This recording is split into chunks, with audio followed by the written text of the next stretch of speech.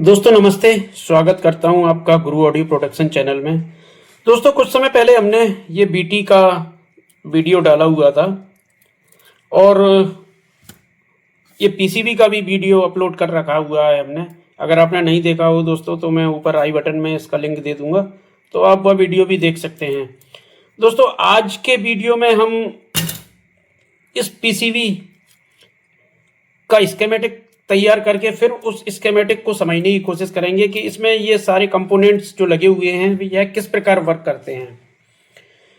दोस्तों इस बीटी की क्वालिटी काफ़ी शानदार है और आपने भी कई बीटी अपने एम्पलीफायरों में यूज करी होंगी, लेकिन दोस्तों इस बीटी की क्वालिटी कुछ अलग प्रकार से निकल कर आती है सामने। इसमें दोस्तों कुछ सामान इस प्रकार से अरेंज किया गया है कि यह बीटी और बीटियों से अलग हटके परफॉर्मेंस देती है। तो उसी चीज को आज हम स्कीमेटिक में समझने की कोशिश करेंगे। दोस्तों इस बीटी में स्टीरियो में बनी हुई है ये, तो इसमें टोटल 6 ट्रांजिस्टर लगे हुए हैं। 4 एनपीएन ट्रांजिस्टर हैं और 2 पीएनपी ट्रांजिस्टर हैं। तो दोस्तों चलिए समझते हैं इसमें स्कीमेटिक में इसको कि इस बीटी में ऐसा क्या है खास। तो यह इसकी पीसीबी है और यह दोस्तों इसका स्कीमेटिक है जो हमने कि पहले से इसको रेडी करके रख लिया था और अब इसको समझने की कोशिश करते हैं। दोस्तों ये इसको हम यहाँ रख लेते हैं अपने पास में, इससे हम इसको मिलान करते जाएंगे। हम इसको शुरू करते हैं अपने बीटी के पहले ट्रांजिस्टर से, जो कि पीएनपी ट्रांजिस्टर है BC547, जो ये लगा हुआ है दोस्तों। ये लगा हुआ है BC547 और इसके ऊपर जो है ये 557 लगा है। ये दोनों कपल ट्रांजिस्टर हैं जो कि हमने यहाँ ड्रॉ कर रखा है। दोस्तों ये पहले ट्रांजिस्टर पर हमारी एक 10K की रेजिस्टेंस लगी हुई है और एक 4.7 का कैपेसिटर लगा हुआ है। यहाँ दोस्तों हमारे USB MP3 का सिग्नल आएगा। उस सिग्नल को यहाँ ये 10K की रेजिस्टेंस से इसकी गेन को हल्का सा कम किया जाएगा और फिर 4.7 के द्वारा इसकी बेस पर भेजा जाएगा। 4.7 हमारा जो कैपेसिटर है इसमें सिग्नल में से डीसी को ब्लॉक कर देगा और इसी सिग्नल को बेस के अंदर जाने देगा। बेस पर 2 रेजिस्टेंस का अरेंजमेंट है। इसमें ग्राउंड साइड 1 मेगा की रेजिस्टेंस लगी हुई है और पॉजिटिव साइड 680K की रेजिस्टेंस लगी हुई है। यह दोनों इसकी बेस बाइसिंग के लिए लगी हुई हैं। जब हमारा ट्रांजिस्टर यह कंडक्ट करता है तो हमारा यहाँ पे सिग्नल काफ़ी छोटी अवस्था में रहता है और जब इसकी बेस से सिग्नल हमारा इसके कलेक्टर पे जाता है तो यहाँ सिग्नल हमें थोड़ा एम्पलीफाई होके मिलता है और इसका कलेक्टर दूसरे वाले ट्रांजिस्टर जो कि पीएनपी ट्रांजिस्टर है BC557, इसकी बेस से जुड़ा हुआ है। यह दोनों कपल ट्रांजिस्टर हैं दोस्तों। एक इसका कलेक्टर इसके बेस से जुड़ा हुआ है और इसके इमीटर को हमने पॉजिटिव सप्लाई दी हुई है। इसमें 4K7 रेजिस्टेंस लिख दिया है गलती से। यहाँ 1K की रेजिस्टेंस आएगी दोस्तों, 1K की रेजिस्टेंस आएगी। 1K की रेजिस्टेंस से पॉजिटिव सप्लाई हमने दी हुई है। इसकी इमीटर और इसके बेस पर एक 4K7 की रेजिस्टेंस लगी हुई है। यह 4K7 की रेजिस्टेंस इसकी बेस और इमीटर के बीच की डीसी बाइसिंग को स्थिर रखती है, क्योंकि दोस्तों पीएनपी ट्रांजिस्टर के लिए नियम है कि पीएनपी ट्रांजिस्टर को ऑन होने के लिए या कंडक्ट करने के लिए इसकी बेस को इसके इमीटर से ज़्यादा नेगेटिव होना पड़ता है।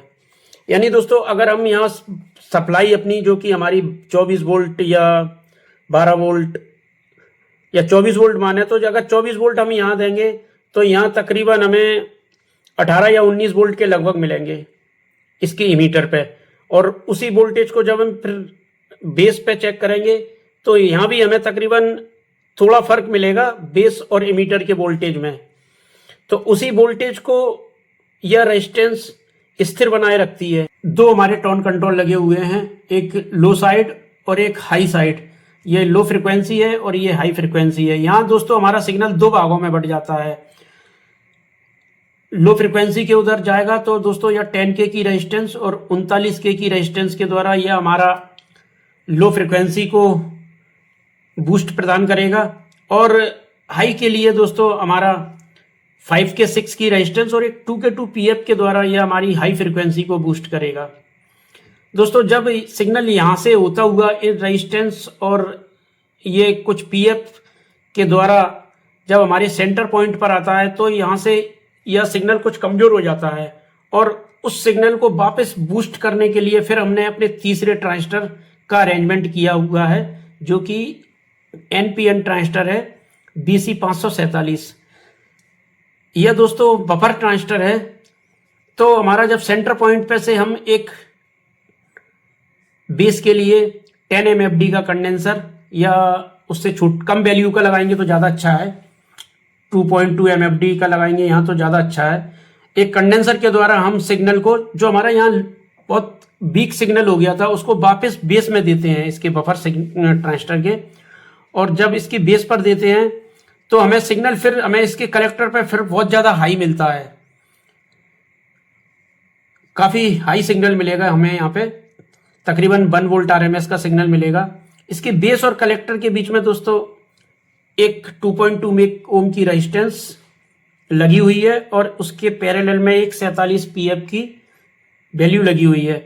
यह दोस्तों इसकी बेस बाइसिंग को बनाने के लिए यह रेजिस्टेंस का अरेंजमेंट है। और PF दोस्तों हमारे सिग्नल में जो हाई फ्रिक्वेंसी की स्पाइक आती हैं उनको हटाने के लिए या उनको कम करने के लिए 47 PF का अरेंजमेंट है, जो कि 2.2 मेग के ऊपर पैरेलल में लगी हुई है।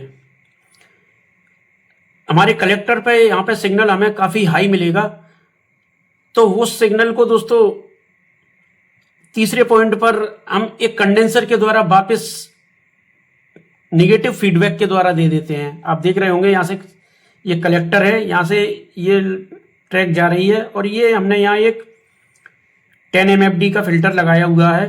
तो इसका पॉजिटिव इधर है, नेगेटिव हमारे टोन साइड होगा, जो हमारे टोन की तीसरी पिन होती है। जैसे पहली पिन दोस्तों ये हो गई, ये सेंटर वाली पिन हो गई, जिस पे सेंटर इस वाली पिन पे दोस्तों हमारी ये 39K की रेजिस्टेंस आएगी। और ये तीसरी पॉइंट पे दोस्तों हमारा ये वाला कलेक्टर से जो फिल्टर आ रहा है वो हमारे तीसरे पॉइंट पर आएगा। यह दोस्तों यहाँ से हमें नेगेटिव फीडबैक को वापस टोन पर देना पड़ेगा, तब हमारा ये पूरा टोन कंट्रोल कट और बूस्ट की पोजीशन में आएगा। अगर ये हम फिल्टर को मिस कर देंगे तो हमारे टोन में कट और बूस्ट नहीं होगा। इसके बाद दोस्तों इसके कलेक्टर से ही हम 10K की रेजिस्टेंस और एक 4.7 का कंडेंसर लगा के सिग्नल को आउट कर देते हैं, जो कि हमारे एम्पलीफायर में चला जाता है। इस ट्रांजिस्टर के इमीटर को डायरेक्ट ग्राउंड किया गया है, इसमें किसी भी प्रकार की कोई रेजिस्टेंस नहीं लगी हुई है। इसके कलेक्टर को 6.8K की रेजिस्टेंस के द्वारा एक 12 वोल्ट की सप्लाई या 24 वोल्ट की सप्लाई दी गई है। तो दोस्तों 6.8K की रेजिस्टेंस के बाद फिर हम एक 1K की रेजिस्टेंस लगाएंगे। उसके बाद फिर हम यहाँ से 24 वोल्ट या 12 वोल्ट जो भी हमें देना है वह हम अपनी BT को देंगे। 12 वोल्ट इसको ना दें तो ज़्यादा अच्छा है, क्योंकि जब हम अपनी BT का वॉल्यूम ज़्यादा खोलेंगे तो या कुछ डिस्टॉर्शन इसमें आने लगता है 12 वोल्ट की सप्लाई में। अगर इसको हम 24 वोल्ट से 30 वोल्ट तक देते हैं तो यह सप्लाई काफ़ी शानदार चलती है। लेकिन उसके लिए दोस्तों हमें हमारी सप्लाई पर लगे हुए ये 1000 MFD 35 वोल्ट के कंडेंसर को अपग्रेड करना पड़ेगा। यहाँ हम इसकी वोल्टेज रेटिंग को बढ़ा देंगे। MFD सेम रहेगी लेकिन वोल्टेज रेटिंग बढ़ जाएगी इसकी। और उसके पैरेलल में दोस्तों हमने 104 PF इसमें यहाँ लगा रखा है। यह नॉइस और रिपल्स को ग्राउंड कर देगा। उसके बाद दोस्तों एक 220 ओम की रेजिस्टेंस लगी हुई है। इस रेजिस्टेंस के द्वारा हम अपनी जो पहले ट्रांजिस्टर जहाँ से हमने अब शुरू किया था उन ट्रांजिस्टरों को सप्लाई देने के लिए हम अपनी 24 वोल्ट की सप्लाई को थोड़ा सा कम करके फिर हम अपने इन ट्रांजिस्टरों को सप्लाई देते हैं। और 220 ओम की रेजिस्टेंस के बाद एक 1000 MFD 25 वोल्ट का कैपेसिटर लगाएंगे और एक फिर 104K की PF लगा देंगे, जिससे यहाँ हमारी सप्लाई बिल्कुल स्थिर एवं स्मूथ हो जाएगी और हमारी पूरी बीटी बेहतरीन तरीके से काम करेगी।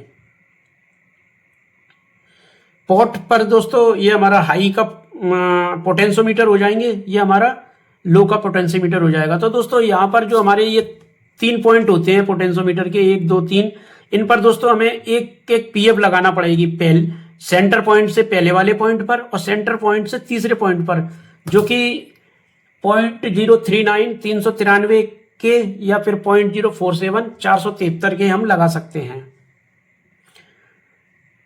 हाई फ्रिक्वेंसी की तरफ दोस्तों हम 5K 6 की एक रेजिस्टेंस और उसकी सीरीज में एक 2K 2 पीएफ लगाकर हम पोटेंशियोमीटर की सेंटर पॉइंट पर देंगे। ये देखिए दोस्तों, ये हमारी लाइन जो सिग्नल है ये सीधी आई हुई है। ये बीच में दोस्तों हमारा यहाँ से ये रेजिस्टेंस लगी हुई है, ये लगी है रेजिस्टेंस, और ये 2K 2 की पीएफ लगी हुई है। यह हम, अगर आपको इस बीटी में ट्रेवल ज़्यादा लगती है तो फिर हम इसकी 2K 2 की वैल्यू को कम कर सकते हैं, 1K 5 या 1K कर देंगे तो और ज़्यादा आवाज़ इसकी क्लियर हो जाएगी और साउंड की क्वालिटी भी काफ़ी अच्छी आती है इस बीटी में। सिंगल सप्लाई से चलने वाली बीटी है ये, 12 से 24 वोल्ट से लेके 30 वोल्ट तक बड़े आराम से चलती है और बहुत ही शानदार परफॉर्मेंस है इसकी दोस्तों। आने वाले वीडियो में इसका साउंड टेस्ट कराएंगे आपको, और अगर किसी भाई को इसका बीटी की पीसीबी चाहिए तो पीसीबी अरेंज करा देंगे, और अगर स्कीमेटिक चाहिए इसका तो स्कीमेटिक भी मिल जाएगा। यह छोटा सा इसका परिचय था बीटी के स्कीमेटिक का। अगर आपके कुछ समझ में नहीं आया हो तो आप कमेंट करके पूछ सकते हैं, मैं उसका जवाब जरूर दूंगा। और वीडियो अगर अच्छा लगा हो तो लाइक करना तो बनता है दोस्तों, काफ़ी मेहनत हो जाती है वीडियो बनाने में। आप लाइक ज़रूर करें, और आप क्या सोचते हैं इस बीटी के बारे में वह भी अपनी राय मेरे को ज़रूर बताएं। अगर आपके पास भी अगर ऐसा कोई सर्किट है और आप उसे काफ़ी अच्छा मानते हैं तो आप मेरे साथ वह सर्किट जरूर शेयर करें। हम उसको भी एक स्कीमेटिक बनाकर उसको भी समझने की कोशिश करेंगे कि वह सर्किट किस प्रकार काम कर रहा है।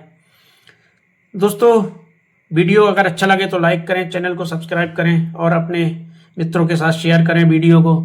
जो मेरे मित्र इस चैनल पर नए आए हैं तो वह वीडियो को लाइक करके चैनल को भी सब्सक्राइब करें। और अगर ऐसे ही वीडियो आपको भविष्य में और देखना है तो जुड़े रहिए गुरु ऑडियो प्रोडक्शन से। मिलते हैं एक और ऐसे ही इंटरेस्टिंग वीडियो में, तब तक के लिए गुड बाय, नमस्ते।